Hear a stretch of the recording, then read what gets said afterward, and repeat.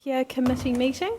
We will get started. I have apologies from councillors Taylor, Brown, Wright and Crown. If I have a mover in Councillor Mawson and seconder Councillor Crystal, all those in favour please say aye. Aye. Carried. Call for any conflicts of interest.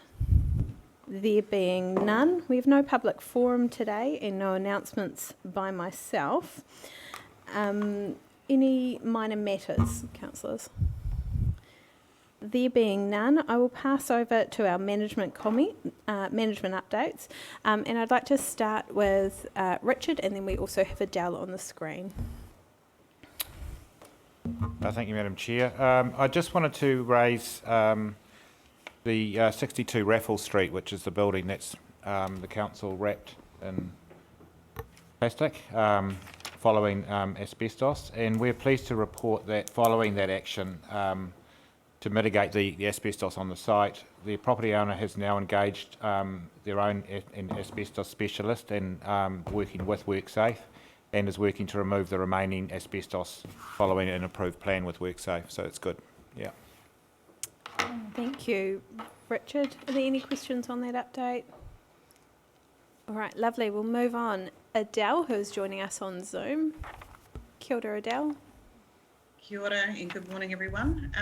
Look, I just wanted to make you aware of material that's going through Parliament today. They're considering a bill proposal change to the COVID-19 Management Measures Legislation Bill. And as part of that bill change, they're looking at the Local Electoral Act. And what this involves is providing for a potential extension to election dates under COVID, which could see, depending on our levels and what happens over the next year, the ability to change the dates of the next election for council.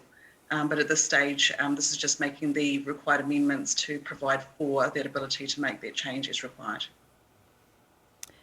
Thank you, Adele, for bringing that to our attention. Are there any councillor questions on that update? Just for clarity through you, Madam Councillor Chair. Tuppeny. So those changes are anticipated to be in effect by 2022 election? Is that what I heard? Through the chair, so Parliament are considering those changes today, and so they will be, if passed, they will be effective as and when required. Okay. So it will be a decision at that point in time whether or not to continue with the elections or to postpone them under COVID. Thank you. Councillor Bogue. So just to reiterate that, Adele, what that means is if needed, if the COVID situation requires it, they will have the ability to do that. It doesn't mean that they're going to automatically change that date for next year's election. Thank you. And through the chair, that's correct, Councillor Bogue. Thank you, Adele, and I'm sure all councillors look forward to your update on how Parliament goes with debating that today. All right, thank you. Thank you. Right, I'll move on to confirmation of minutes. So can I, and I'll just read this out. So I'll ask for a mover that the minutes from Thursday the 19th of August be taken as a true and correct record, and just noting for this committee that item 4 and item 5 on those minutes were left to lie on the table, and that those were uplifted and addressed at the council meeting held on the 16th of September to avoid further delay. So this committee will not see those items uplifted here. If I have a mover, Councillor Mawson, and a seconder in Councillor Bogue, all those in favour please say aye. Aye. Aye. Carried.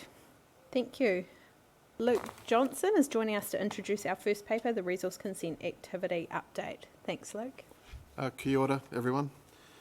Just by way of update for resource consent activity seen over the last 6-week period from the 27th of July until the 7th of September, the team has again seen another increase in the number of applications we've received, up 25% from the same time last year, which is from 40 up to 50 applications.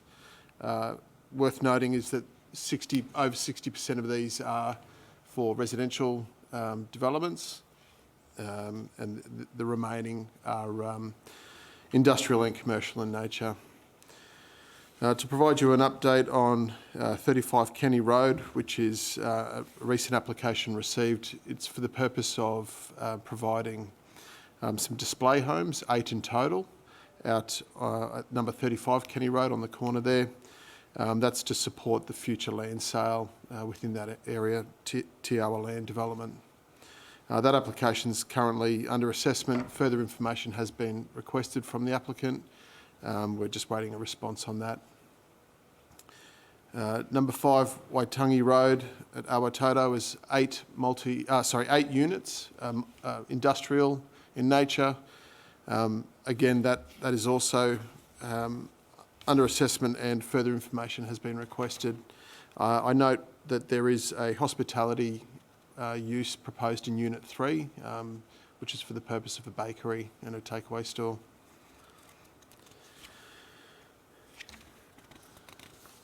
And the final application that I have an update on is for a daycare centre at 57 Osier Road at Green Meadows.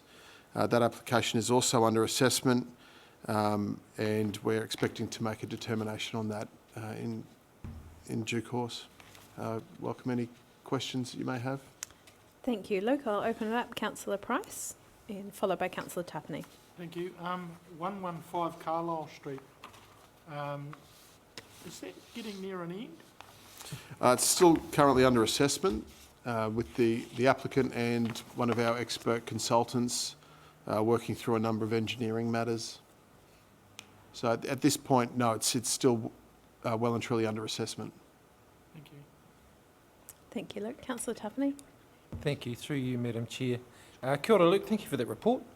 I've got 2 questions for you. The first one also pertains to section 115 Carlisle Street. I'm aware of how long that's been in the system for us, and I'm also aware of how long this particular applicant has been waiting to see progress. I understand that the biggest delay was on the cultural impact assessment over the last year or so. Is that impact assessment available for reference or access by council? Yes, it is. Sorry, through the chair. Yes, it is. It's a public document, so we can make that available. Where would we find it? I can have that forwarded to you from one of our administration team. That would be welcomed. And if I was a member of the public? The public can request any documents associated with applications through either a formal or informal Lagoima request. Cool bananas, thank you. My second question was, in the previous committee meeting, we were having a conversation around our monitoring and resource consents, and particularly the impacts on our stormwater network from third parties. So where a development occurs, is provided with consent, it has an impact on our stormwater network. So I'm not too sure if this is if you're able to answer, or if this is the best place. You can refer me if it isn't. But with regards to our resource consents and what we've learnt around our stormwater network, are there any changes in our resource consenting process to help us mitigate those impacts around third-party discharges to our network? Yeah, through the chair, through the resource consent process and the issuing of a notice of decision, there are conditions associated with sediment and erosion control, which are required to be implemented on each and every development or construction site.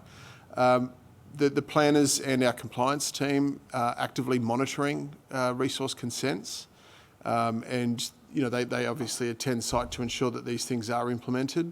They are those plans are required to be submitted to council, and they are generally dealt with by the Environmental Solutions team through Cameron Burden's team, just to ensure that they are adequate and appropriate for the specific site. So I can't comment on whether or not there's an improvement in the discharges from site, but I can say that the implementation of these plans is generally adequate for each respective site. Thank you very much. Thank you, Councillor Tapney. Councillor Bogue. Through you, Madam Chair. Thank you very much for this report, and it's great to see so much, activity in the area. I just wondered, in terms of these kinds of activity updates, is there a threshold after so many resource applications, or is it a time every 6 weeks or every 6 months? I'm just curious as to how often we see these reports and how that's determined.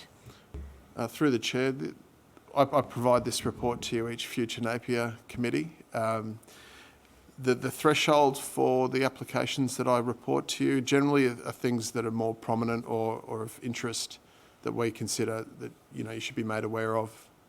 So we won't report on, your minor residential or commercial industrial developments. It's just more significant development types. Thank you, Luke. And just a question from me. The one on the list that is in an appeal process, what's the status of that appeal? Are we in mediation, or are we waiting for court dates, or how far through that process are Through we? the chair, that's something that we're currently working on with our legal team. We are moving towards a mediation process. Okay, thank you. If there's no further questions from councillors, I'll ask for a mover. Oh, Councillor Simpson. Sorry, through you, Madam Chair. Just a question on the Erskine Road development, the proposal of the spec homes. Could you maybe bring that a little closer? Sorry, Councillor Simpson. Sorry. Just a question around the Erskine Road proposal to put the spec homes in. At the moment, the road identified in that subdivision appears to be going nowhere. Is there a proposal to put a road next to that? Through the chair, sorry, is this the Ericsson Road, sorry. Yep. Page 5 there. Yeah. There seems to be a road in the subdivision that goes to nowhere. But it doesn't actually connect the dwellings with any road. No, that's an internal road that would service those dwellings. It's not specifically a road. It would just be a private roadway. I think, Luke, what Councillor Simpson's possibly referring to is the schematic doesn't seem to connect the private driveway with the roading network. Is that No. just a simple version of what we're seeing? Yeah, through the chair. This is just for this purpose of providing access to these homes whilst they're utilised for display purposes. My assumption would be that in the future, with further development to the north, that there would be some connectivity internally. But again, that's only an assumption. Are you comfortable with that, Councillor Simpson? It is what it is, but looks a bit weird. Turn the second photo round, 180. All right. Do I have any further questions from councillors? I will ask for a mover of the paper, Mayor Wise, seconded by Councillor Tuffany. Sorry, Councillor Tuffany, off to my left there. Any discussion? There being none, I'll put the motion. All those in favour, please say aye. Aye. Any opposed? Carried. All right, that brings our one paper to the end, and we will stand for our closing karakia. Toru wha. Ki te rau te rangamarege, ke runga i ngā iwi katoa o ahurire. Kia piki te ora, te kaha me te maramatanga, e ka wā katoa, tihei mauri ora. Thank you, everyone. Thank you, Luke.